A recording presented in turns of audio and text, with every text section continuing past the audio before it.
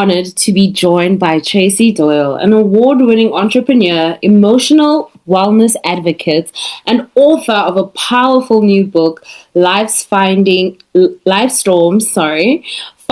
Your Clear Skies, which I've had the pleasure to read. Tracy's story is one of many high-achieving women will recognize. On the outside, she had it all. She built a multi-million dollar company, earned accolades like Ernst & Young Entrepreneur of the Year, and was featured in Forbes and Inc. But inside, she was drowning in burnout, disconnect, and emotional exhaustion, trapped in what she calls reaction cascade, fueled by unresolved childhood trauma. After hitting a breaking point, Tracy did something radical. She turned inward, drawing on her background in psychology, years of therapy, and deep personal work. She created the Aurora Method, a practical neuroscience-informed framework that helps professional women break free from negative thinking, heal old wounds, and rebuild connection in their relationships and work. Her message is both compassionate and clear. No matter how turbulent life feels, clear skies are always within reach. Tracy, thank you so much for joining us today. Thank you, Thando. I'm so honored to be here. Thank you. I just want to know that for our listeners, you speak about obviously trauma and being overworked, and what are the warning signs that someone is going through a burnout before it's too late? Oh, that's such a great question, because I didn't recognize burnout at all, and sorry for that noise. Basically, it started for me where here I was, right? I'm this young professional. I start my career, and as responsibilities started to increase, I felt stress, and it just felt like I have this to do and that to do, and it was feeling a little like, it's a lot. Then as responsibilities became greater, where I had more family responsibilities, I had a higher position at work, I was being pulled because I was in a relationship and I'm trying to build the relationship and show up for everybody, I started to feel overwhelmed. But what really became the signal, which I later learned, because there was a time I was so isolated and alone, and I was struggling with burnout, but not realizing it. And so now here's what happens next. Conflict. So it feels like no one understands. It feels like your boyfriend or your girlfriend, whomever, you're in conflict with them, and they don't seem to get you. And all of a sudden, you start to feel like no one understands. The next thing you know, you start thinking that people at work are against you, and they're out to get you for some reason. They're jealous of you, and they don't want you to succeed. And you're starting to feel like you need to step it up more, right? But that conflict is the first signal of burnout, because it's a thought distortion. And I'll get into that momentarily when I get into the reaction cascade. But when it gets really bad, and I share this part of the story because this is how far it took me. One of the big signals for burnout is that, although it comes on quietly inside, it shows up loud sometimes. And for others, it shows up quiet. So the quiet is we collapse into ourselves. We find ourselves crying. We're upset at what happened at work. We're upset at home. We feel like we're so empty and alone and disconnected, and it's just never going to change. For me, it started quiet, but then it became very loud, which means I started getting to a place where I felt like I couldn't handle one more thing, one more question, one more request. It was like, doesn't anyone see what I do? And I would have an outburst. And it wasn't commensurate with what was happening. It would be a meltdown. Like, don't you understand me, or something, at home and at work. And it would create such deep shame inside of me. So what I say to the audience listening is that if you're finding yourself in conflict, if you're finding yourself having quiet meltdowns or out loud meltdowns, big warning sign and big signal of burnout. That's true. And even with your success, um, how did you now reckon with being the successful person but having this burnout or feeling misunderstood by your peers and your and being in leadership as well as your personal relationships? Yeah, and that's such a deep and poignant question because as a leader, right, here I was grappling with thoughts like no one supports me, right? Grappling with if I don't do it myself, it won't get done right. So trying to scale a business with that thinking led me to burnout, right? Because here I was, having meltdowns with people, forget it, I'll do it myself. I don't need you. And meanwhile, I needed everybody. And what I've learned, if you don't mind, I'd like to speak a little bit about the reaction cascade now. Because what was happening was I was leading from this place, and if I had a meltdown, what was it creating? It was creating, especially if I have to do it myself, it was creating angst in others of I'm not good enough, right? It was creating distrust because they were thinking I didn't trust them and they couldn't trust me as a leader.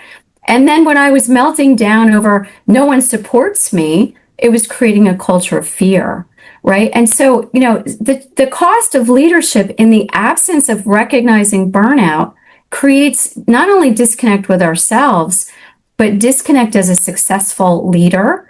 It also creates disconnected home. And so, with that being said, recognizing, what was happening for me, because I first want to say I went to therapy, I sought help with self-help books, I went to, doing body work, massage work, going to spas. I mean, I tried everything. And that's not to say they didn't work. They gave me temporary relief, but the lasting change that I needed wasn't there. And so to answer your question, as trying to lead and trying to build something successful and recognizing I was the one struggling and creating, ripple effects that were negative, I said to myself, something has to give here, something has to change. And that's when I went on the journey, because I got myself to a place of when I couldn't handle it anymore, my mind was saying, why bother? And burnout takes women to, and a lot of women professionally are struggling with burnout. And burnout takes us to places like using alcohol and drugs, and ultimately thinking that the only way out from this pain is to kill oneself. And that's where I took it. My mind went right to, I might as well get drunk and I might as well just take my life and no one will know, because I didn't never want anyone to think I was weak. And I thought that was the answer. But I lived. And because I went through with that plan and I lived. And yet when I lived, I came out of that saying, I was filled with shame on the one hand, and on the other side of it, my heart was screaming, but you're still here, which meant I had to find a way out. And then I went on a journey of healing. And the first thing I learned was that sacrificing myself was not the be all end all. I grew up thinking if I sacrificed myself, I would belong and people would need me. And what I learned was sacrificing myself didn't mean abandoning myself. It meant putting myself first and learning how to manage everything present, right? And so as I started to look at the reactions, I wanted to understand it so badly. And I was very fortunate. A friend shared with me an assessment tool. And this self-assessment, what it does is it doesn't matter what your trauma is. It operates under the universal principle that we're all wounded. We all have experiences in our lives that we internalize. And the way in which we internalize them affect us and matter to us. Mm-hmm. And what that does is it affects the way we show up. And so this tool, what it does, and for me as someone who studied psychology and counseling and who wanted to be a counselor, I'm like, wow, this brings to life teachings from two very, very old psychologists and psychiatrists. So the first was the Abraham Maslow. Abraham Maslow says we have needs. And he has a hierarchy of needs. I don't need to belabor them, but what they're about is the need to belong, the need to feel good about ourselves, the need to feel liked, the need to, achieve what we set out for ourselves, our ambitions, and what we really want for ourselves. And what Maslow says is at any point in time in our life, if we have an experience where we internalize it as a place where our needs aren't being met, we halt. So we stop growing. And where we live is in this place of discontentment. We're unhappy, so we're negative. But we also live in a place of lack, which is, I'm never going to get this, or this is never going to happen for me. And we focus, in the book, I call it looking at life through a straw. We focus on what we don't have rather than all the things that we do, and we operate accordingly. But where the self-assessment takes us is how do we operate? It says, it asks us who hurt us and basically who are we angry with? What did they do? How did it affect us? So we look at our needs, then we go to, but what did we do in response? Now, for someone like me who had significant trauma, it doesn't mean what did I do in response to deserve the sexual abuse I endured, for example. It doesn't mean that. What it means is how did I handle it? In my case, silence. In my case, dishonesty, not talking about it, right? So there were things that I did. And then from there, what the self-assessment shows us is what traits did we develop, right? And so I call them issues, right? Because when you hear about self-centered thinking, all it means is we're locked drum tight, right? We're stuck inside ourselves, and we're stuck inside the things that we think that distort really how we think, how we feel, how we act. And we stay there and we stay stuck. And for many of us with burnout, it drives us. And for many of us who feel disconnected, it drives us to that place too. For many of us who feel misunderstood, it drives that, right? So as I started to recognize what this tool showed me, it then became apparent to me that the next big psychiatrist who I studied was Carl Jung. When we make things conscious, when we see these traits in conscious light, we have the ability to change. But for me, I wanted to understand, why am I melting down all the time? Why am I losing it? What is wrong with me? How did I get so lost? And what I got to see in this one tool was what I now call the reaction cascade. And what that means is that when we, there's a term called resentment. And many of us always think resentment means I'm resentful at you, which I'm angry with you, or I don't like what you've done. But when we go deep with the word resentment, it comes from the Latin or the French word ressentir, which means to re-feel deeply. So when we re-feel that old wound, we go right back to that initial thought or that initial belief that we developed. And I always walk through my body when I do this. And we go to the center of our mind, where we have two core limiting beliefs of I'm not good enough and I'm not worthy, which ignites a firestorm. It shoots down to our toes, fear of either losing something, never getting something, or being less than something that we desire for ourselves, which then the fear shoots right back up in between our two ears. And when it does that, it sort of fuels self-centered thinking, feelings, and behaviors, which the outside world sees. So I wear that on our forehead, which I call how we act. And so what I saw when I did the self-assessment was that process. And then I said, that's it. If I can see it, I can name it, and I can change it. And I can become the woman that I was meant to become. And I can break through this burnout, and I can break through this disconnect, and I can break through this isolation of feeling alone and misunderstood, and I can find my way back. And that's what I did. So from the self-assessment, the Aurora Method was born from there in terms of the 8 practices. And I found it so interesting that from the self-assessment your friend gave you was from AA. Yes. And that sparked your journey. That was very interesting to me. But you do touch on your reaction cascade and then developing the Aurora Method. Can you tell us a bit, without giving away too much, obviously, what the Aurora Method is? Yeah, so let me just touch on some. Yes, my friend was in a 12-step program, and all 12-step programs actually use the tools from the book Alcoholics Anonymous. And that book was written in the 1930s, and it is chock full of insight. This tool being, to me, the most insightful, because it really brings, if you think about 1930s, that's almost 100 years ago, right? And it was bringing to light thinking that was happening in the 1800s. And when I was able to really absorb what it meant, it really helped propel the Aurora Method. Because what's next? Well, if we look at the practices, what is it? The first is having an honest look back with yourself and just getting honest and real, not with judgment, but really to, if you will, learn how to put the blame aside and to really start with honest reflection about how did these things in my life affect me? And when you get there, you start to recognize, as I said, what needs to change. So the next three practices, it's really, I simplify them to sort of see it, right? If you see it, you can name it, you can change it. Those are three practices, right? Because what goes next is gaining emotional clarity from the self-assessment. You're able to really objectively look at things and name them. So I call them issues. So for those who don't understand that, read the book. There are various traits, things like self-pity, things like self-importance, things like being right all the time. We get into right, I call them right fights.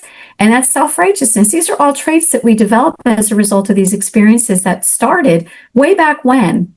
And from there, that's really sort of the see it.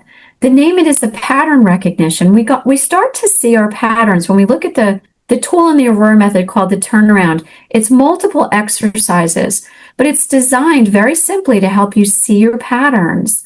And when you see your patterns, it takes you to the last exercise, which helps you recognize your resentment. What are you refeeling, and what was the initial thought you developed?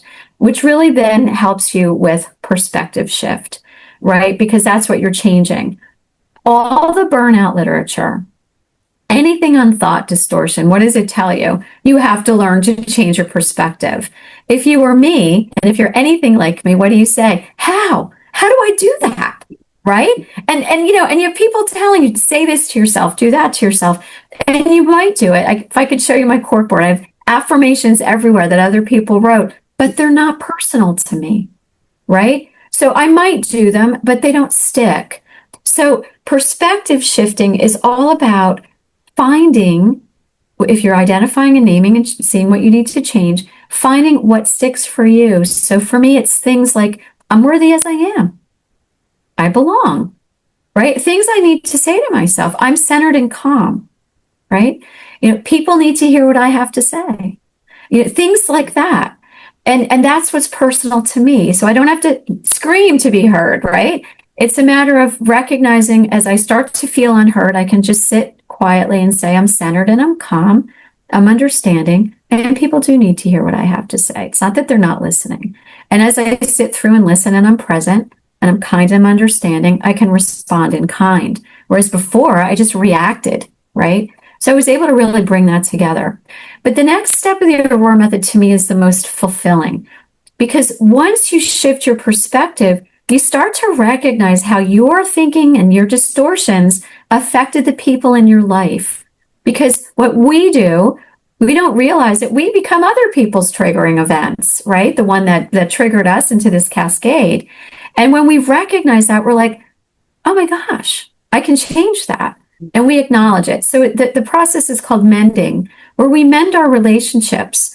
And that the tool in the Aurora Method is called the connection builder. And it helps us really not only establish and restore connection, but the maintenance strategies in the Aurora Method help us keep it. So it's really finding our way back to us and connecting with ourselves and gaining that clarity. And then finding our way back to the people who matter in our lives and gaining that connection. And then what are the last two practices to keep it? Well, the first is daily mindfulness. Because once we know how these things trigger us, and what they create in kind, in response, we can assess ourselves at the end of the day and say, how did we do? Oh, well, I reacted this way to my husband, or I was unkind to my mom. I owe so-and-so an apology at work. I talked negatively about them, whatever, right? We're human, and we're going to keep doing these things. It doesn't mean we're perfect. We're works in progress. So the daily mindfulness gives us the ability to go to bed at night and really reflect on what we need to change and start our new intention the next day. So we remove, like in my case, I would remove being self-righteous, for example, as a leader, and being open and receptive to other people's ideas and opinions, and being kind and understanding and approachable to overcome that culture of fear that I created with reactions and making people feel safe, right? And that's really what that was about. And then the last is conscious intention, which is every morning, it takes 5 minutes to get quiet with yourself.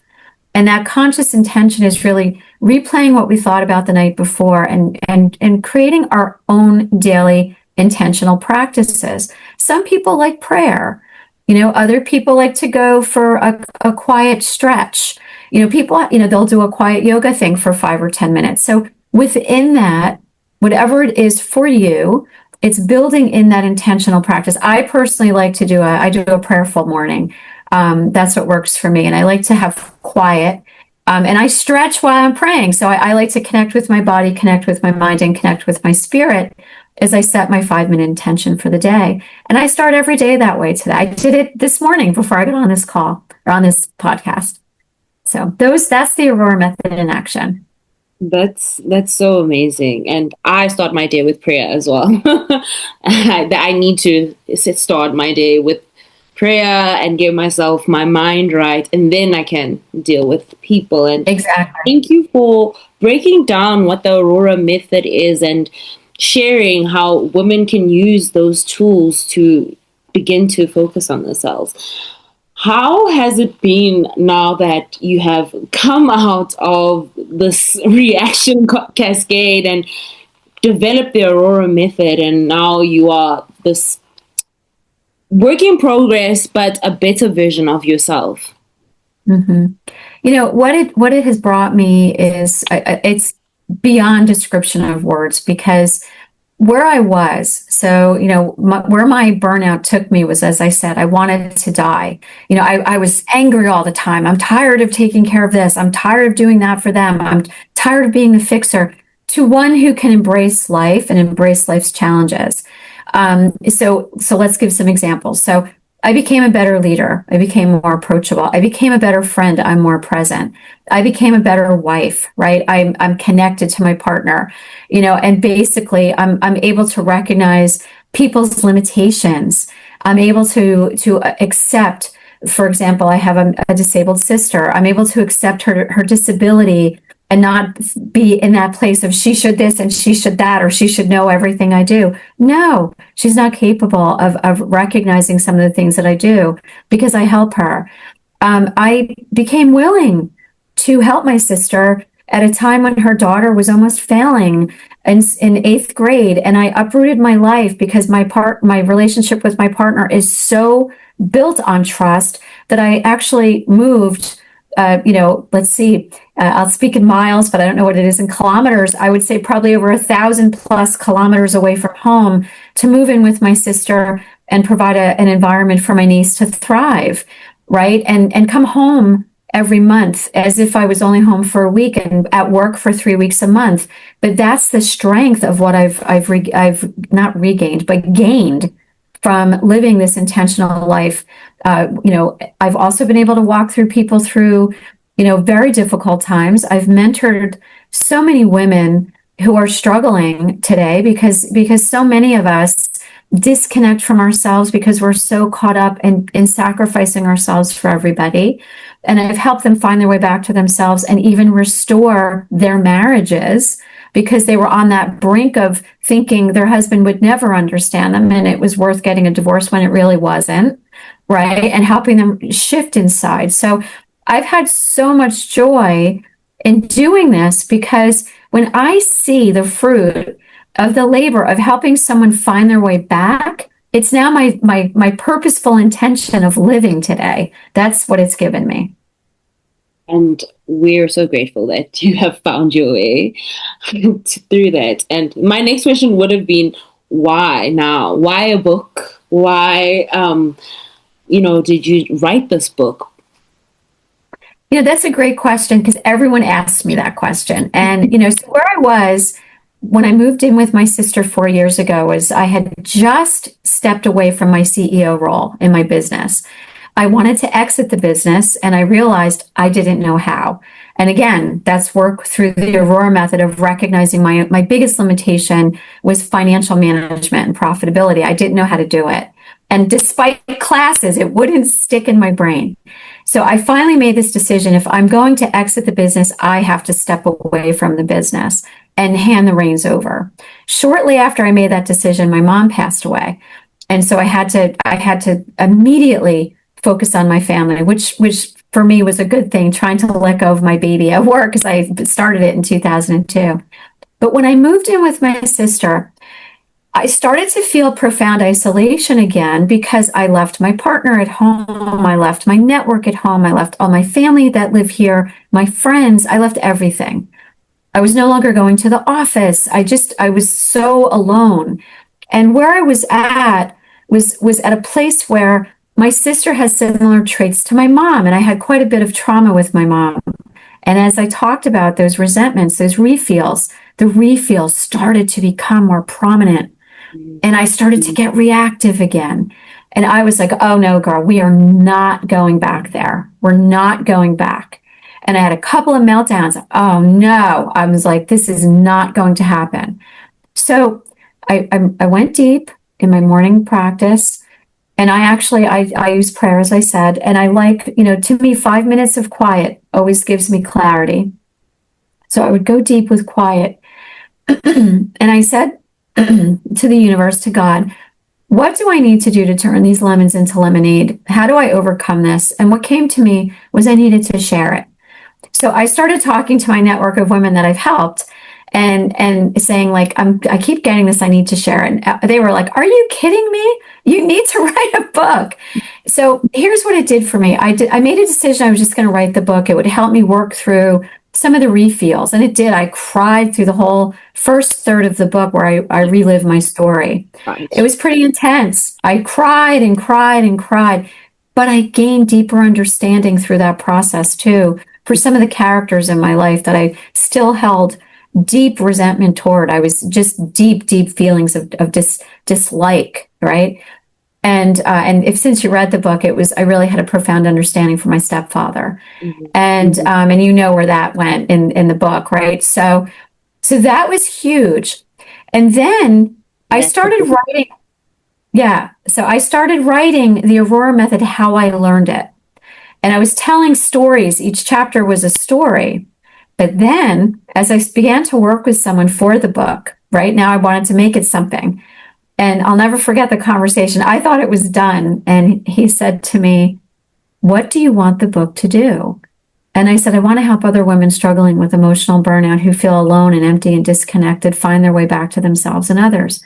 He said, you have good bones, but you're telling me what everyone taught you. You're not teaching me. So in that moment, I made a commitment that I want to help other women. So I went back to, I need to be the teacher. And so I actually put it together in a way that would help others, the way I was helping others, but it was more through verbal conversation, and I created the Aurora Method. And it's such a touching story, and I mean, it's your lived experience, but I cried. I was like, oh no, I can't do this, Tracy. That's what my friends say too. I'm like, no, Tracy, no, this is a lot for me. But it's so healing. You start to see yourself in it, and it's such a great offering. And I'm so excited for everyone to get their hands on the book. Where can our listeners find your book and find you and connect with you? So the book is available on Amazon. Do you have Amazon in South Africa? Okay. Yeah, you can get books on Amazon. Yeah, it is available on Amazon. However, if they're unable to do that, what I've done is I have a global distribution network through Ingram Spark. So on my website, it's www.tracydoyle.life.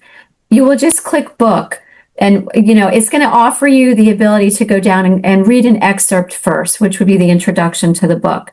So if people are interested in first wanting to get a feel for what the book's about, I encourage you to download the free excerpt. It's the whole introduction. And it's like a 15-page introduction into my story. And from there, if they download it, they have the option to go directly to Ingram Spark and go deeper and buy the book right from there. So there's a link on the website to do that. If people are interested in booking an appointment with me to learn more about how to work the Aurora Method, I'm happy to share what I'm going to be offering as a course. And so, because I find that, I personally feel that the Aurora Method is pretty straightforward and simple, but through mentoring women, what I find for anyone who's high achieving and overachieving, right? We're like, am I doing it right? Yes, we are. We want to know that we're doing I'm achieving it right. Am I, Tracy? Right. Exactly. I want to know. So that really sparked me to offer a course on the Aurora Method, and it's an 8-week course. Mm-hmm. And from there, if people want additional coaching, that would be the next level going forward. But right now, I want to just teach as many women as I can the Aurora Method. So I'm offering a group coaching. It's like teaching coaching, so that we can share. I'm trying to create an environment where we can be vulnerable with one another and create a safe space for each other, because so many of us feel so alone. And the idea in the Aurora Method, as you know, is the accountability partnership when you maintain it. So this would be an opportunity for people to actually connect and find their accountability partner, and that's really why I'm doing the group. But I know some people are afraid of that, and they prefer to go, in an individual capacity.